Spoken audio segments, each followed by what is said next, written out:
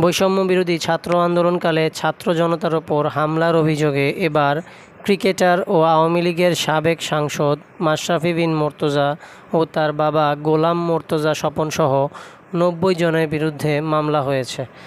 মঙ্গলবার ১০ সেপ্টেম্বর রাতে নড়াইল সদর থানায় মামলাটি দায়ের করেন শেখ মোস্তফা আল মুজাহিদুর রহমান পলাশ।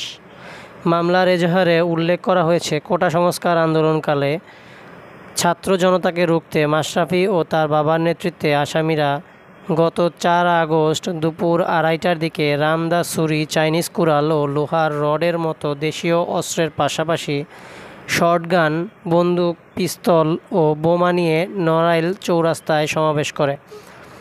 সমাবেশে চৌরাস্তা থেকে চিত্রা নদীর ওপর রাসেল সেতুর পূর্ব পার পর্যন্ত বিস্তৃত ছিল। ওই সময় বৈষম্য বিরোধী ছাত্র আন্দোলনকারীরা ও নিরীহ শান্তিকামী জনতা স্বৈরাচার শেখ হাসিনা সরকারের পদত্যাগের দাবিতে মিছিল নিয়ে শহর অভিমুখে আসছিল। রাসেল সেতুর কাছাকাছি পৌঁছাতেই মাশরাফি ও তার বাবার নেতৃত্বে আসামিরা আন্দোলনকারী ছাত্র জনতার ওপর হামলা চালায়। রামদা, ছুরি, চাইনিজ কুড়াল ও লোহার রড দিয়ে হামলার পাশাপাশি আন্দোলনকারীদের ওপর শটগান ও পিস্তল থেকে গুলিবর্ষণ করা হয়। বিস্ফোরণ ঘটানো হয় বোমার।